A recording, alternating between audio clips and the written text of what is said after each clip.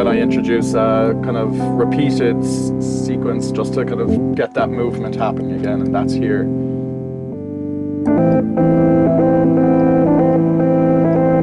Hi everyone, it's Paddy here.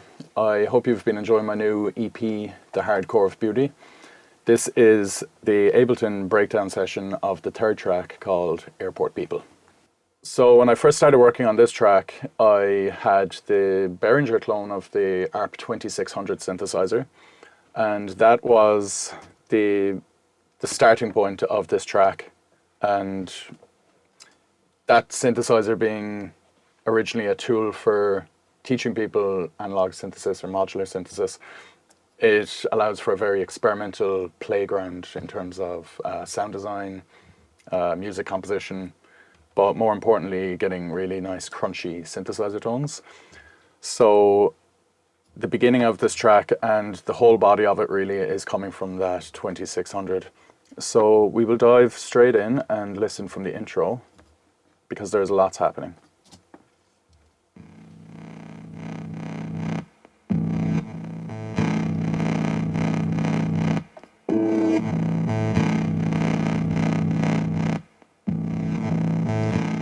So here you can see that there's two channels. The first one is kind of offshoot.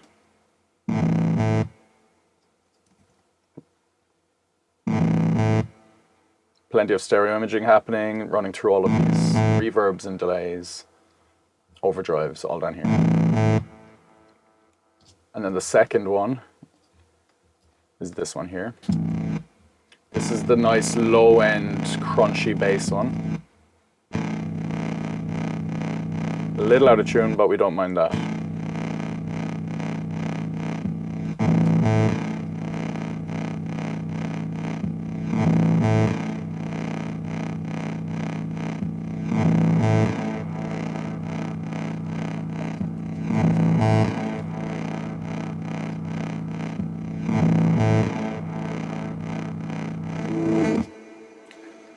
So that creates a very mysterious, dark, what's going to happen next introduction, and that really allowed me to create this element of suspense and tension for what really is 2 minutes of an intro.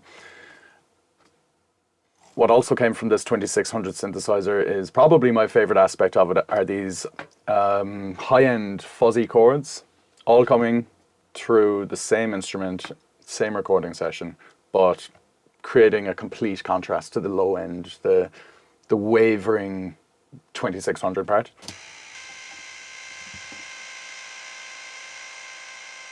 And with the clever use of auto filtering, we were able to introduce and back up that element of suspense and tension.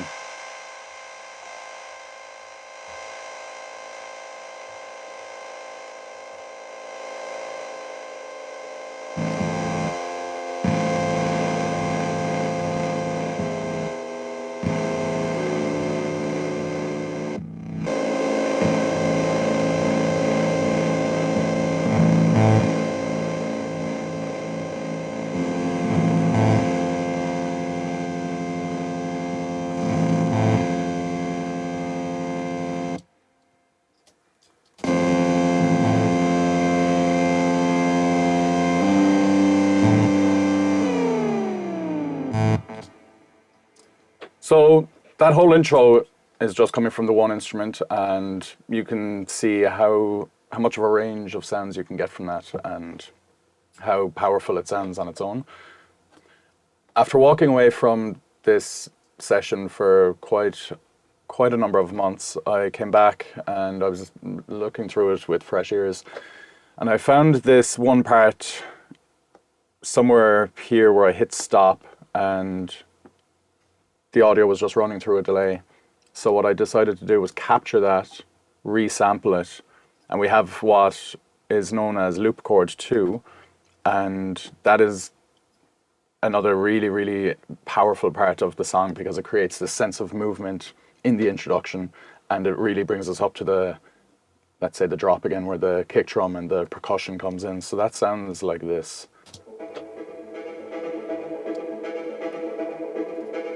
Plenty of reverb.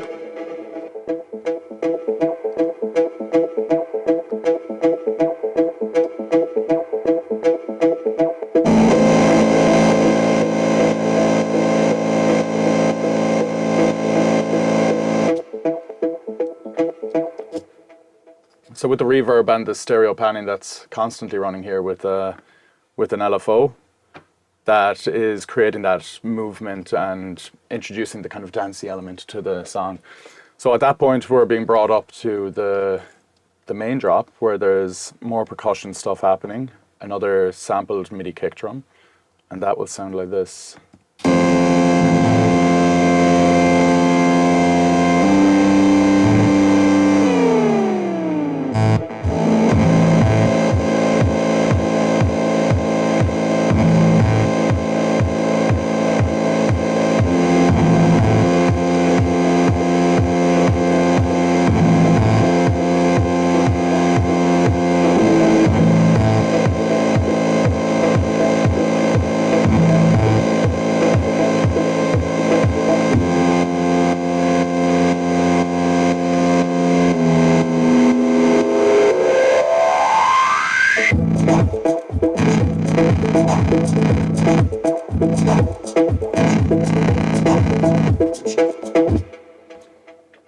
So by keeping the main elements from the introduction, we were able to filter out some of the low end here, create this build up, and then bring in the main bass loop again, which sounds absolutely massive. And then with the help of our kick drum,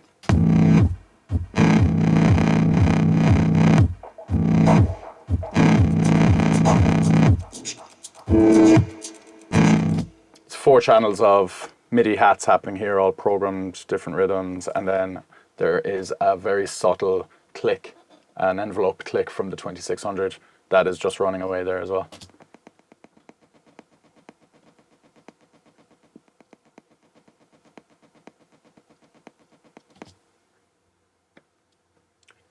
So yeah, that is the first 2 minutes of the track are just like that, and then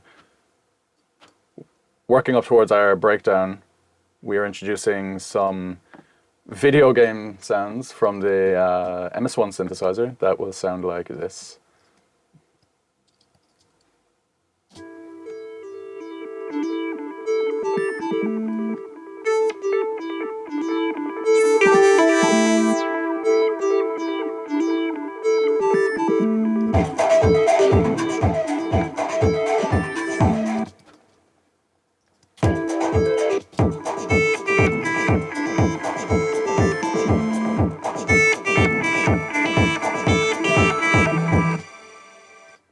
So you can see there that I'm reintroducing that high end, the fuzzy chord, I call it. Reverse those in, and then we arrive at our breakdown. So the breakdown was a natural thing to happen in this track because there's so much happening during the body of it that you need to step back and take a breather. So with the help of some simple piano chords and some additional synthesizer parts that came way later, we have a beautiful chance to just walk back, take a step back from the track and just unwind for a few minutes. So the piano part sounds like this.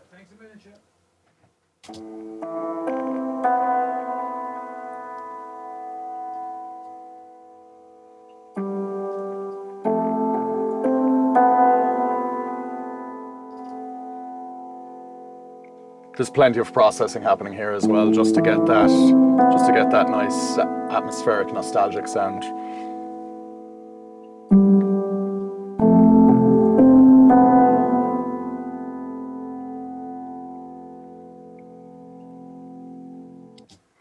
What came later though was these 3 synthesizer parts here.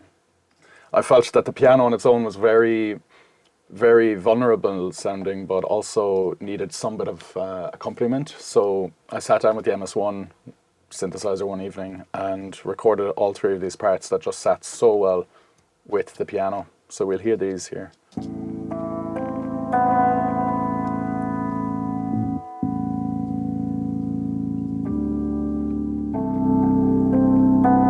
there's a low part and then there's a mid part, harmonizing with that.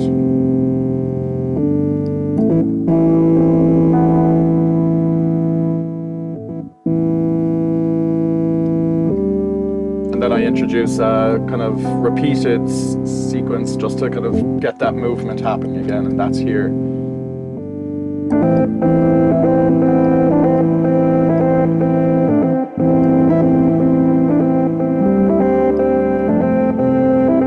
Introducing all of the percussive elements again.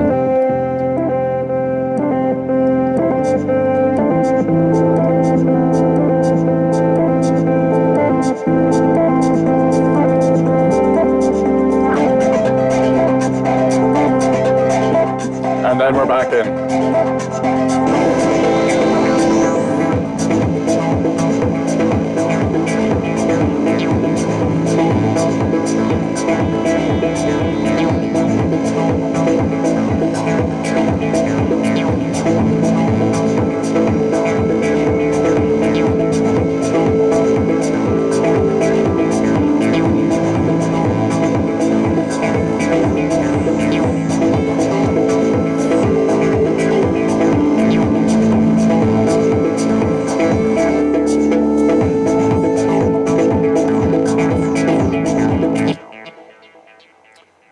What I thought was really helpful to keep that kind of momentum from the breakdown going was to resample this sub-bass part.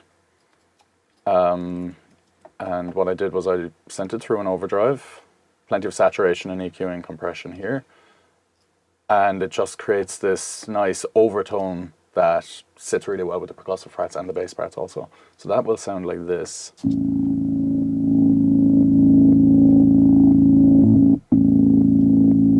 It's just that consistent note.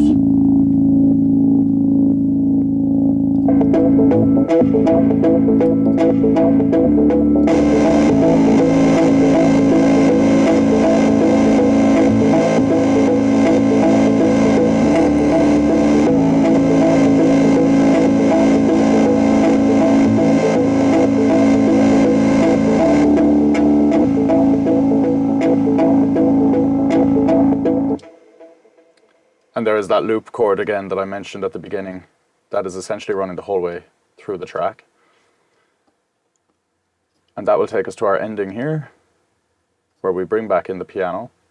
And this whole section here acts as a kind of nostalgic revision of the introduction, the main part, and the breakdown, and acts as a perfect outro from the song itself.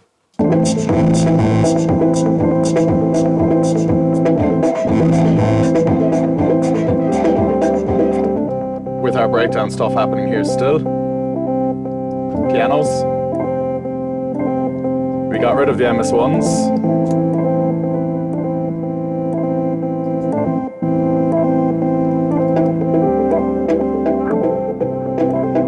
And then just a tiny bit of the 2600 right here.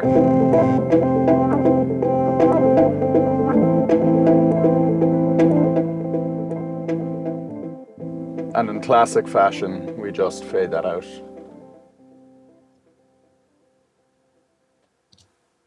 And that is Airport, people. I hope you enjoyed.